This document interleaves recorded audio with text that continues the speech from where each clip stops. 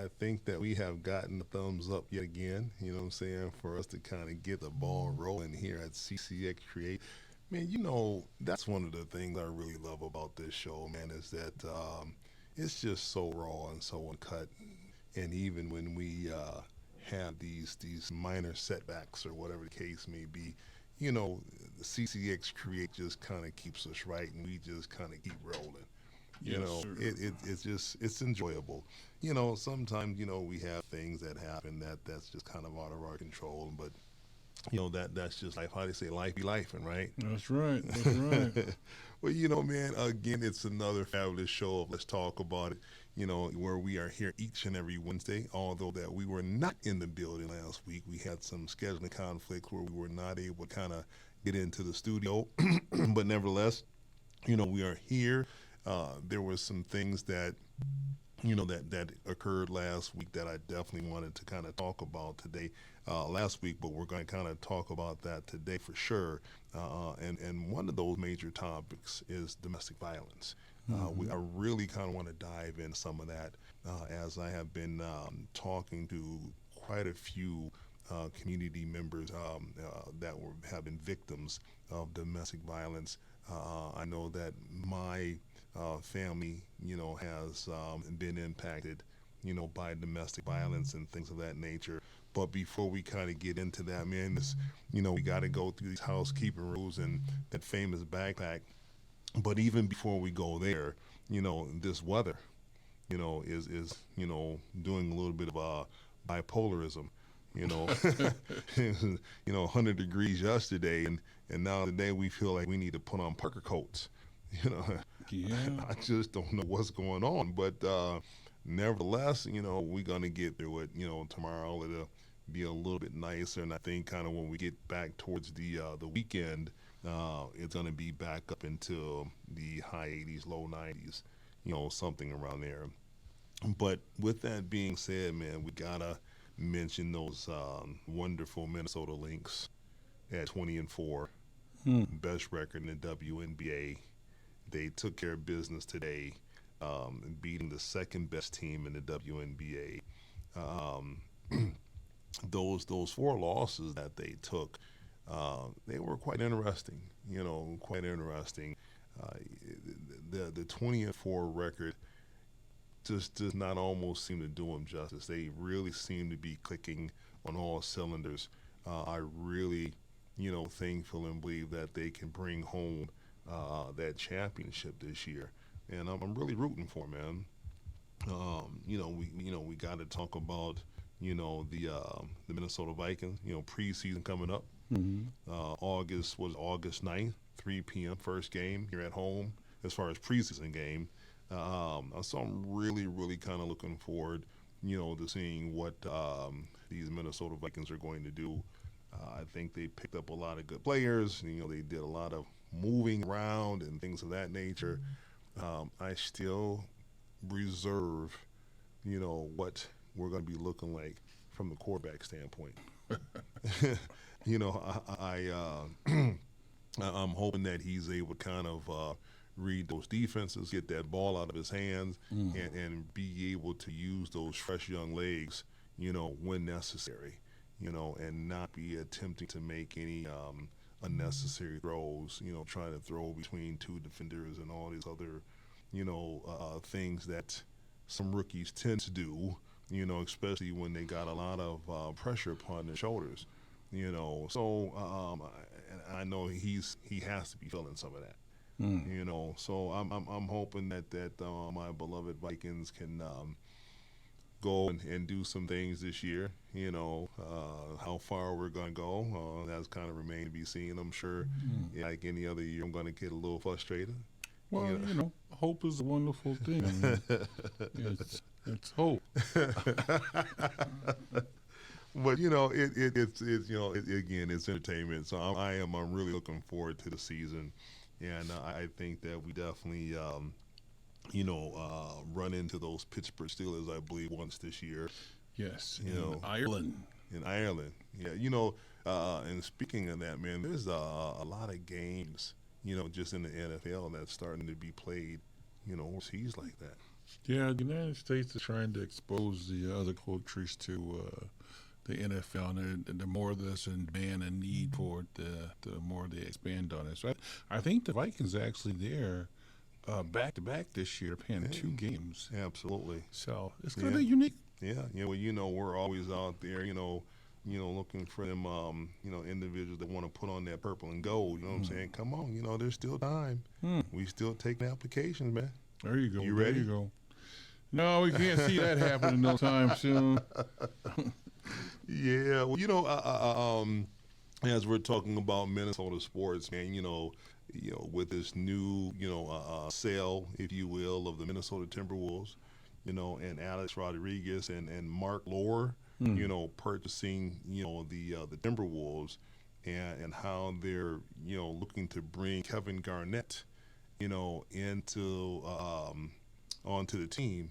I don't know exactly what KG is going to be doing at this point in time, but I'm really happy that KG has been able to kind of come home, and kind of give back, that he had put into the franchise for so many years. It's Yeah, unfortunate that he had to leave and go to Boston. Boston, in order to kind of get his rings and things of that nature. But nevertheless, he got his rings, and Hmm. he still kind of kept his fan base here in Minnesota, Yeah, and yeah. I like to kind of see him come back and hopefully be able to get with some of this new young talent that we have with the Minnesota Timberwolves, and hopefully be able to bring a ring here. You know, Yeah.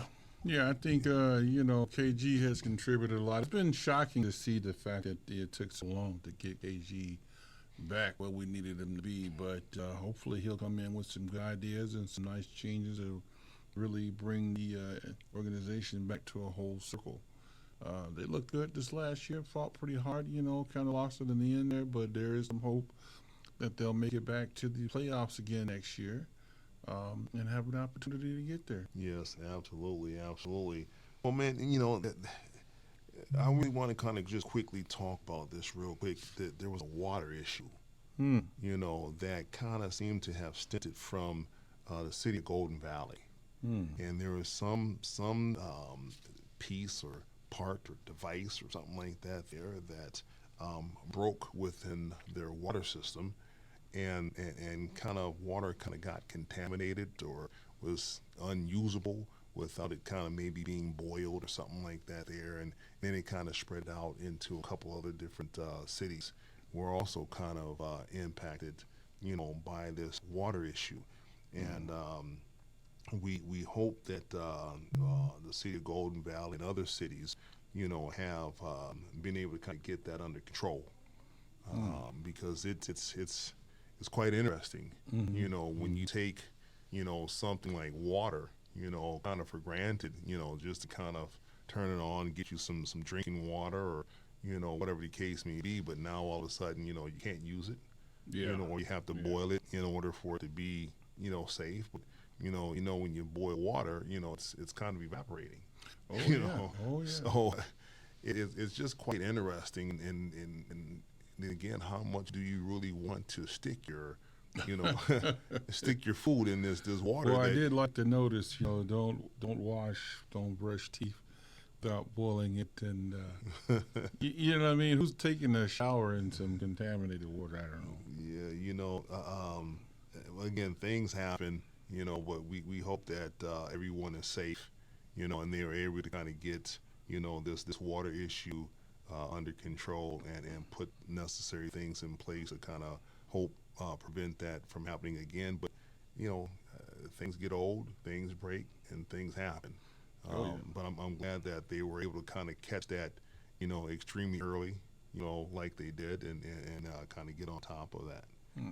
But with that said, man, I'm going to go ahead and turn it on over to you real quick, man, so you can kind of go over some groundkeeping, housekeeping rules, and hit them with that famous backpack, man, so we can kind of dive on into it. Okay. Okay. We just simply ask everybody to respect the responses.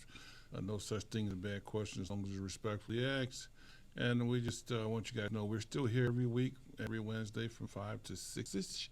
and bringing you that entertainment and information from within your community. If you want to give us some information or get in touch with us, remember you can inbox us or call us or hit us up on our emails. With that being said, we start milling in every show with that backpack. Yes, indeed. That backpack consists of making sure you have your driver's license and insurance with you before you get in that vehicle. Remember to place them above the visor. That way, if stopped by a law enforcement, it will be easily accessible. It won't be mistaken for a weapon. Remember to stay calm. Keep your hands so it can be seen. Allow the officer to go through his spiel. And as always, make it on home to your loved ones. Same thing when you walk down the street. Make sure you got your driver's license or ID where it's easily accessible. Remember to stay calm. Keep your hands where they can be seen. Allow the officer to go through his spiel. And as always, make it on home to your loved ones. Yeah, absolutely, absolutely. Well, man, I know that we just, got over the 4th of July. And again, this was something that, I wanted to kind of talk about last week, but unfortunately we were not in the studio. But again, this is stuff that, we still need to kind of get out there. 4th of July will come around next year and the year after, and we hope that we're able to educate, individuals on when it comes to handling fireworks or attending firework events, that you do it safely, and there was just way too many, firework accidents that happened, throughout the country. And we actually lost a 13-year-old boy here in Minnesota, as he was holding some type of fireworks item, and it ended up malfunctioning, or something happened where the young boy was end up injured, and he ended up succumbing to his injuries, from this firework. There was a video that went viral. I don't know if you saw this video of an adult, and I don't know if it was the mother, the auntie, but it was an adult female, and she handed or allowed a small child to be maybe 4-ish or so, firework in his hand, and it was one of those items that shoots things out. Oh, okay. And can cause fire and or injury and things of that nature. It was an item that was definitely should not have been in such of a small child's hand. She lit the item, and the young child, became distressed. And so he ends up keeping the item in his hand instead of letting it go, and runs back into the house with the item. Oh. And it's shooting out these flames and sparks and so on and so forth, to where things could have easily, caught fire or did other damage to individuals. There's other adults or just older members in the house, and they're kind of yelling and screaming. And I don't know the outcome, if there was any damage to the house or any damage to anybody else or whatever the case may be. But it's situations like this here where we tend to kind of hear about, tragedies later, so again, and it's not just the 4th of July. There's a lot of different things that occur, where people are having fun and they're using various different things, and you still have to be cautious, even if you're having a pool party, knowing kind of, who can swim and who can't swim, things of that nature. Safety is what I'm getting at here. Safety is paramount. And especially when we start, bringing in items, that can cause additional harm, right? There's other situation that has happened down in California and just some other places, where there was a warehouse, I believe was down in California, that had caught fire, because of malfunctioning fireworks and things of that nature. So again, people, it's just safety. I can't really say enough about how important safety is, right? Yeah, Jack said that was over in Anthijuan, Minnesota. Well, which situation? That incident with the 3-year-old boy or 4-year-old boy or whatever. Okay, yeah. did they have any further information as far as the boy okay? Or was there any other, whatever? And we still just hope Yeah. and pray that Yeah. the young boy wasn't traumatized and things of that nature. And thank you for that update, that information on that there. Um, Brother Joe, domestic violence. Yes, sir. Domestic violence. I'll say it again, domestic violence. Mm. I will start out by saying that my family was impacted by domestic violence, where we lost our mother, to domestic violence back in 1989. And I remember it like it was yesterday. Had just kind of graduated from high school and was just about to kind of come on with the Minneapolis Housing Authority. Mm. And I get a phone call from my sister, alerting me as far as what had occurred. Unfortunately, my mother had kind of succumbed to her injuries. And so when we talk about domestic violence, is something that is very, very dear to me, if you will. Mm-hmm. I know they're starting to, or they have started to kind of replace the word domestic violence, or maybe they just have another category for it, IPV, which is supposed to stand for intimate partner violence. Mm.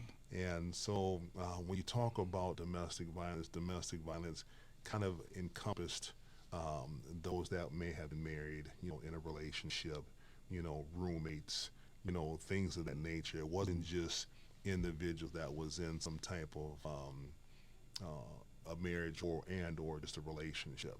Okay. Okay. So they're trying to kind of categorize some of the stuff to see how many of these individuals have actually been kind of, I guess, intimate with one another, or whatever the case may be.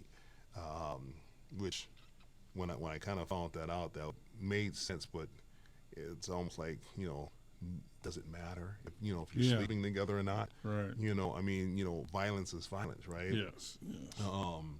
But nevertheless, I still had to kind of dive into some of this stuff, and just some of these numbers, and how not only is it the victims being impacted, the families are being impacted, Mm-hmm. employers are being impacted because they're missing work and things of that nature.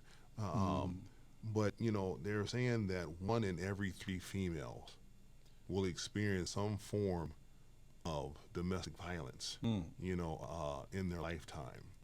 And there are so many different categories of, domestic violence, or things that are kind of correlated, with domestic violence, whether that's, verbal abuse, emotional abuse and things of that nature, Mm-hmm. that kind of lead to more of that physical, Mm. domestic violence. They were talking about that 1 in 7 males, Mm-hmm. 1 in every 7 men, will experience some form of domestic violence in their lifetime.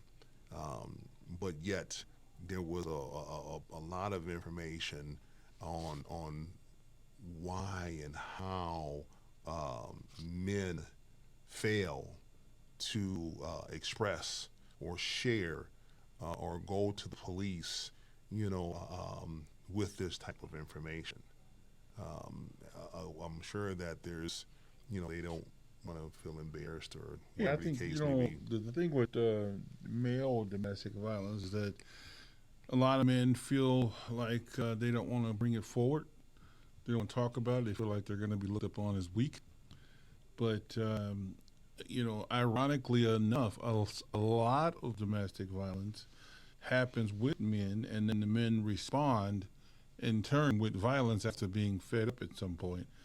So it's important that we also advocate on behalf of men who are in domestic violence situations with either female or male partners and don't know that they're in a domestic violence situation. It comes down to a few slaps, some yelling and screaming, somebody hitting them with something, and when they come up dysfunctional, it becomes accepted behavior. Like, hey, this is what healthy relationships look like. When the reality of it is, verbally or physically, when somebody's abusing you, the first time it happens, you need to find a way to stop it.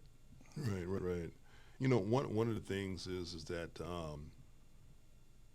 and I'm sure that there's a lot of different circumstances and a lot of different factors that kind of come into play on why females or just individuals, victims in general, Mm-hmm. choose to stay, in such a chaotic or chaos, or domestic type of, relationship. Um, I know for uh, the information that I had received, a lot of for females, it was a lot of financials. They depend on these men to bring home the money and things of that nature, and the man is the one that's in control, and Mm-hmm. and so on and so forth, and therefore, he will um, just degrade, and belittle, the Yeah, female. it's either that or they grew up in domestic violence as part of their youth, and they have learned it to be pretty much normal, and so when they encounter it, they think is okay. I mean, I've heard from a lot of folks who say they thought they had control of it. They thought that it was just a one-time incident, or they felt like they could handle what was going on and didn't realize it. And what I say to people all the time is, it doesn't take a bunch of attacks to kill you, right? Absolutely. One swing in the right spot or one push in the right place, and that's all it took. You know, I think of a family friend who lost her life in domestic violence, and unfortunately the gentleman killed her and killed himself, and that made that matter that much unresolved.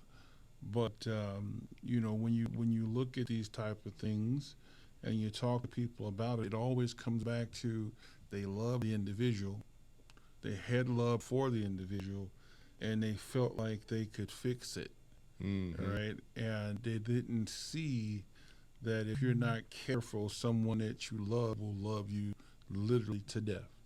Indeed, absolutely. And just kind of talking about stories when I was at the DOC Mm.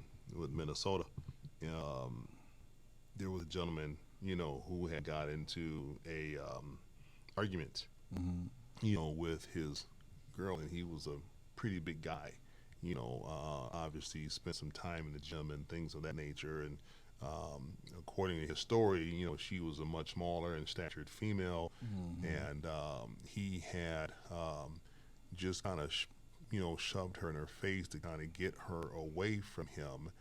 Unfortunately, as you had indicated, is something as simple as that. He stated that he did not mean to, harm her at any point, but she did lose her footing and end up hitting her head on a table.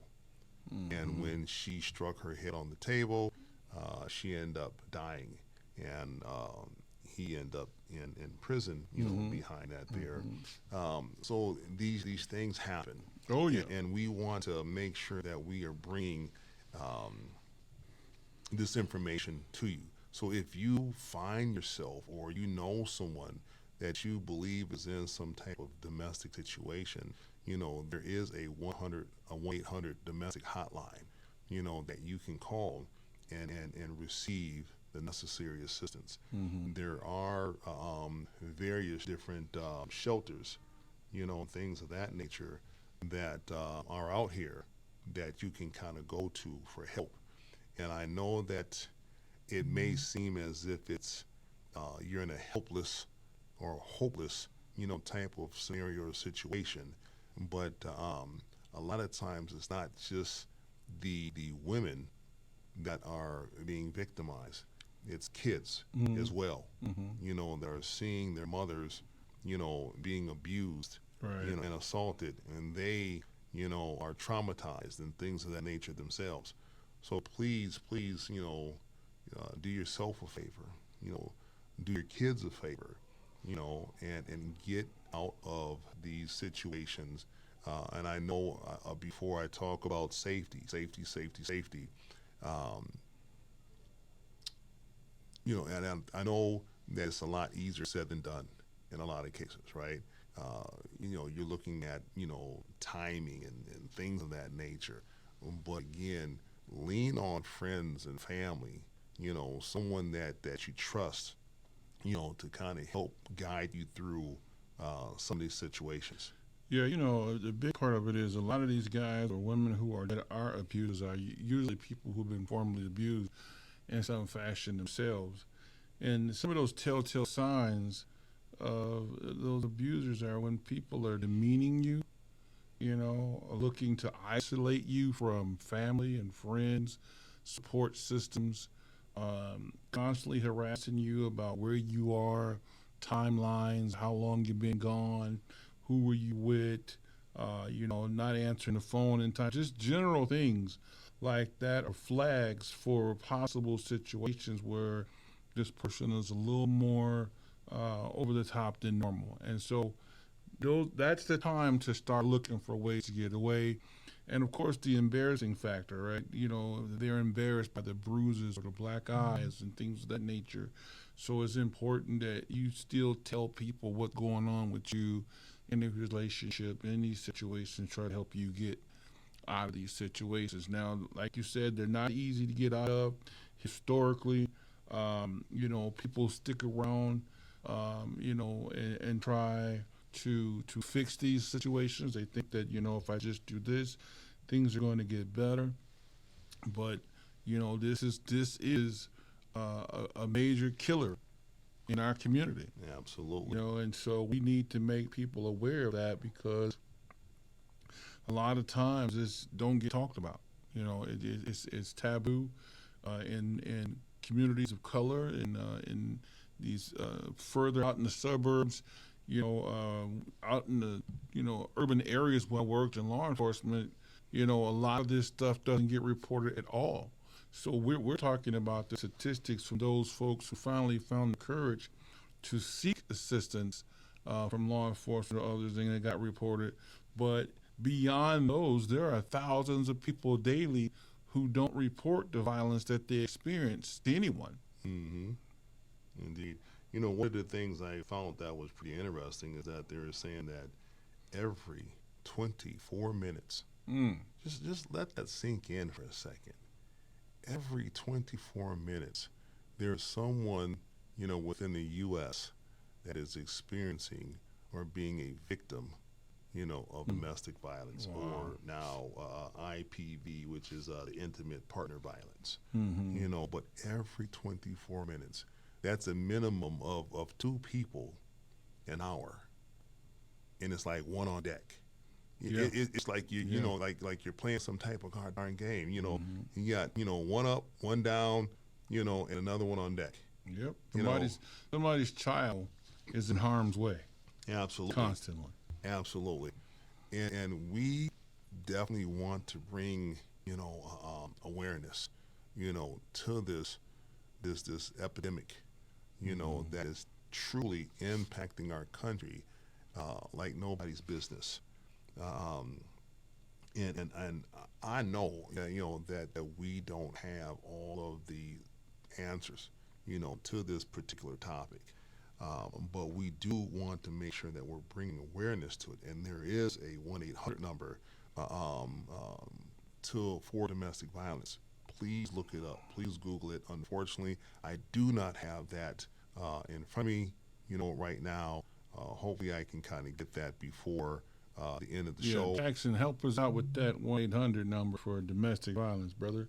I see you on the show still, so go ahead and hit us up and get that in there. And once Jax hits us back with it, we'll go ahead and announce what that number is. Absolutely. But I also wanted to throw out there, man, that because of domestic violence, it's about $8 million. That household has lost income. Because they're not able to kind of go to work, for a day or for a week or whatever it is, until they're able to kind of let the bruises and the marks and the broken bones and whatever else heal, and they can kind of again get over that level of shame, that level of embarrassment, that level of them kind of accusing themselves, or thinking, feeling, and believing that if they just did something a little bit different or something a little bit better, then he or she would not respond or behave the way that they are. Yeah, it's big with a person preying on a person's faults, right? Insecurity, or feeling like for some reason they don't feel validated without this person. And it's important that people recognize these signs ahead of time, because once you're inside what we call the domestic triangle, right? It's fight or flight. It's really fight or flight. You're either going to fight to get out, or try and run away, or you're going to have to die trying. And unfortunately, it's harsh to say it that way, but when someone realizes that they have gained power, right? Gain power and control over you, the individual, the acts generally get worse as they go. And the worse of the acts, the harder it is to break loose, right? Because there's that emotional connection to the person. I love them. I want to be with them. I wish that I could fix things. And there's the fear that, if I leave him, I'm going to lose a part of what I really care about. And so what I say to folks that are, surviving domestic violence is, close your eyes, think about what you were before you got with that individual, and fight your way out. Fight your way out of that situation until you're free and clear. Now, I will say this, though. One of the most dangerous moments in any domestic violence situation is when the individual decides, I've had enough, and they want to leave. That's when those situations become the most volatile, because the abuser then feels challenged, and he wants to elevate the violence to ultimate level, and that level could lead to death. So it's important that if someone's threatening you, even if you go to get help and you get a restraining order, don't fall under the concept that the restraining order will protect you, because it is a piece of paper and you have to survive until help arrives. So you should be constantly alert, paying attention, sticking with family and friends, try to do things in groups, but be very aware of your surroundings and really aware of the heightened sense of danger when you've made that decision to leave, because it could affect you, family members, and coworkers, because we've seen this violence erupt in work areas when responding to loved ones and trying to access control. Indeed, indeed. You had just kind of hit it, a little bit on the head here, as far as, when you are, kind of in that situation, being aware of your surroundings, try to keep yourself, with someone else, so that you're kind of moving about in teams. Obviously, mace, is another form of being able to kind of, protect yourself. Now, we are not advocating for, mace to be used in any type of offensive type of weapon, or anything like that there. But these are, realistically items that can be used, and in some cases should be used in order for you to protect yourself. Let me break in real quick. Jackson hit us with the National Domestic Hotline number.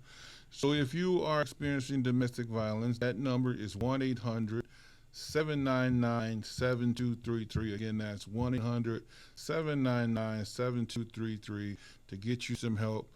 Talk to some folks and try to find some resources to get you out of that domestic violence situation. Thanks again, Jack. Appreciate you. Absolutely. And there is a item that I'm going to talk about. And no way are we, being sponsored by these individuals, or, are we getting any kickbacks or anything like that there. But there's an item called a Taser Plus 2. And this item can be pretty much purchased off of Amazon, things of that nature. However, this item is a taser that will have prongs that kind of come from the taser, and I believe it's up to 12 feet, Mm-hmm. maybe a little bit longer than that. And it will basically kind of, jolt them with, 50,000 volts of electricity. It will not kill them, but it will incapacitate them. In addition to that, it will give you an opportunity to be able to get away. This item is also synced to a program to your phone. And once you pull the trigger, on that device, it will alert a third party entity that will attempt to call you. And whether you answer that phone or not, it is geo-tracked to where exactly you are. And they are alerting 911 of your local area, and then they will be en route to that location. Um, so again, that is just another device that I feel very strongly about as far as you being able to get some help coming to you pretty much right away. Because we know that sometimes trying to find that phone and dialing 911 and waiting for them to answer, and you're kind of in this heightened emotion, and the 911 dispatcher is asking you all kind of questions, and you're not answering them in order or whatever that they would like you to answer them, and you just want 911 to get there as soon as possible. Mm-hmm. So that is a really really nice way of making sure that you're getting help coming to you, pretty much immediately. Um, we got any other? Well, I see Jack, stuff are coming in. yeah, Jack said he's going to post some additional stuff for Crisis Hotline. Again, Kevin Jackson. Jack said everybody don't know him as Jack, so we can say Kevin Coach Jackson. There we go. He's going to post some extra stuff. Appreciate you, Kevin, and all that you're doing. And Crystal, we see you out there. Appreciate you guys. This is a hot topic in the community because a lot of people are really affected by this, and it's important that we do, talk about topics like this. Yeah, absolutely. And again, I do want to say that years ago, law enforcement, the criminal justice system, they have taken some major steps to kind of help convict, these individuals when they commit these type of crimes. We do believe, from what some of the feedback that I have received from some of the victims I've been recently talking to, that even employers are taking necessary steps to help keep their staff and stuff safe when they are made aware of domestic violence occurring in their employees' homes and things of that nature. So again, don't be shy, don't be scared, don't be afraid. There's so many services and resources and information out there, for you to get help. And we encourage you, to find the best way for you, to kind of go out and make sure you get yourself some help. And I do want to quick piggyback on, just kind of jogging back to, our kids are really, really impacted by domestic violence. All kids are, man. Remember, kids are small computers. Kind of what you put in them is what you get out. You program them that. And if they grow up seeing what they consider to be acceptable behavior, this will be part of their personality. And, even though you're not trying to allowing your child to see you be abused or to allow you be abuse somebody, does affect the way they move forward in life. And I always tell people it's a scientific fact. If your child spends from birth to 5 watching abuse and maybe a little bit longer, it takes about the same amount of time to kind of just get them back to ground zero if everything goes perfect. Now you probably got a 10-year-old that has behaviors that are associated with what he's observed or she has observed, and so it does impact. And so roughly between ages of that 10 and 15, you've got about 3 to 4 years to really work hard to hopefully have an impact on shaping the behavior in a different direction. Absolutely. And sadly enough, we never know until those children become adults just how much they were affected, how much they were impacted, and how much they took in. Because usually they don't tell you until they're at that age where they feel there's no real consequences, or they just act out in behaviors. Indeed, absolutely. And again, I can remember firsthand, and speaking of that, on how that had impacted my sister, because she was actually in the house, when our mother life was taken. She had witnessed some things that no one should ever have to witness. Luckily, my sister, has done very well for herself. But I am certain that she still, is having those unforgiving, thoughts, of what happened, 30 plus years ago. Those thoughts just don't go away. No, and I've talked to kids who've been victims. Like I said, like Kevin said, Sister Jackie left here way before her time. Great sister, and just watching her kids trying to find ways to deal with and process the fact that their mom, their everything had been snatched away. And this just repeats itself around the country and within our community. And like I said, working in those urban areas where it's a norm in a lot of cases. It is a norm because there's either a chemical dependency issue, a mental health issue, or some kind, and the abuse starts, and because they're out further from the inner city, this abuse continues to happen and goes unreported. And so that's so tragic because those people, they sustain a lot of abuse, and a lot of times they don't survive it. Indeed. Well, I know that we have, we've spent quite a bit of time kind of talking about domestic violence.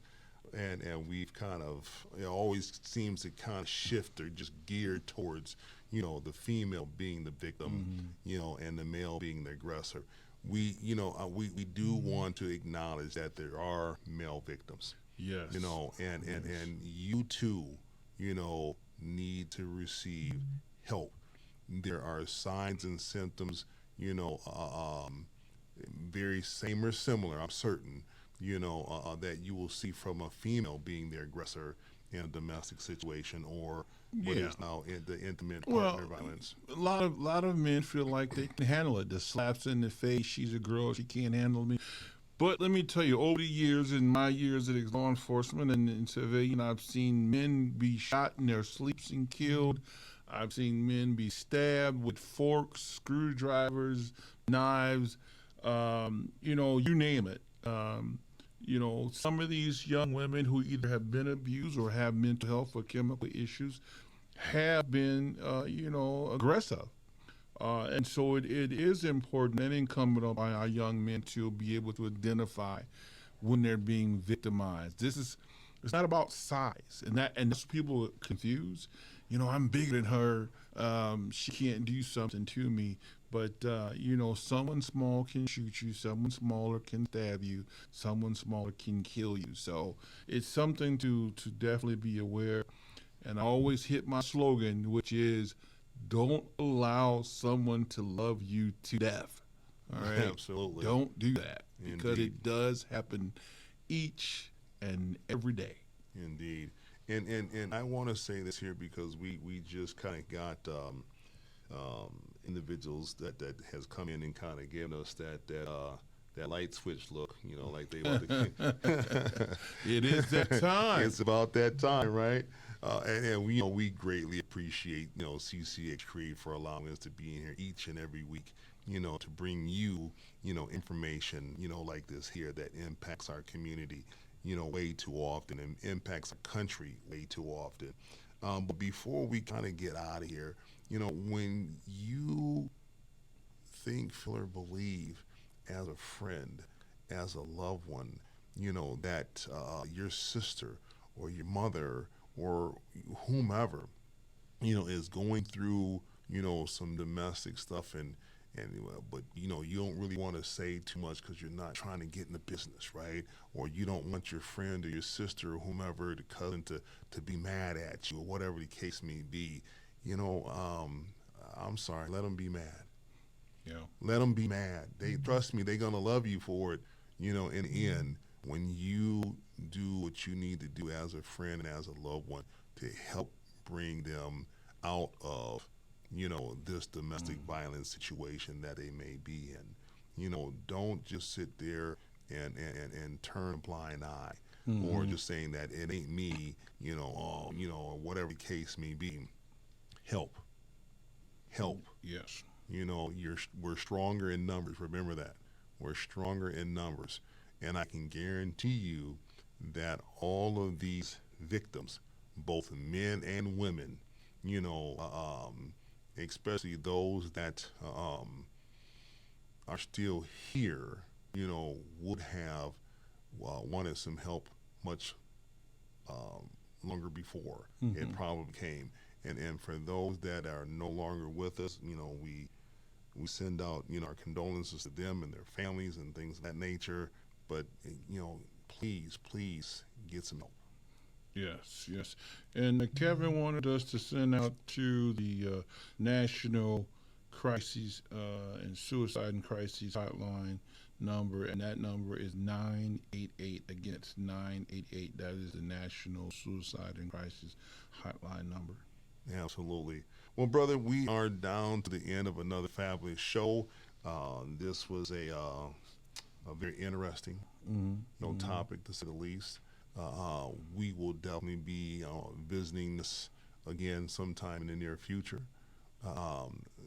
There's not enough we can say, Right. because as we've been sitting here talking, there's been at least 2 or 3 victims, and that is very, very hard pill to swallow, right?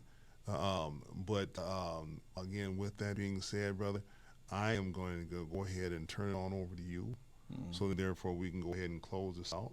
But again, before that, we do want to thank CCX Create for, again, allowing us to be here each and every week. What they do is very important here. This gives you an opportunity, give us an opportunity to bring you, news that you can use, and it allows you to kind of come on down and be a special guest, to be able to have your word heard, get things off your chest. If there's something you want to talk about, let us know. Let's talk about it, right? If you have services and resources that you're offering to the community with domestic violence or anything else, come on down. Let's talk about it. But again, this is not free. It takes a lot to kind of keep the boat moving, right? So if you have it, pony up $1, a couple dollars, whatever it is, and donate to CCX Create. Go on their webpage, contact them personally and see exactly what you can do to kind of help keep the lights on. Brother Joe, I'm Yes, going to go sir. ahead and turn on over to you and let you closing on out of another fabulous show. All right. So it's been another exciting show, guys. We really appreciate you joining us like you did. We'll see you again next week. Remember, check on your neighbors, check on your friends. If you see something, definitely say something. Check on your loved ones. That's right. So we're going to wrap it up with that last backpack. That famous backpack. That backpack consists of making sure you have your driver's license and insurances before you get in that vehicle. Remember to place them above the visor. That way, if stopped by law enforcement, to be easily accessible. Remember to stay calm. Keep your hands where they can be seen. Allow the officer to go through his spiel. And as always, make it on home to your loved loved ones. Same thing when walking down the street. Make sure you got your driver's license or ID where it's easily accessible. Remember to stay calm. Keep your hands so they can be seen.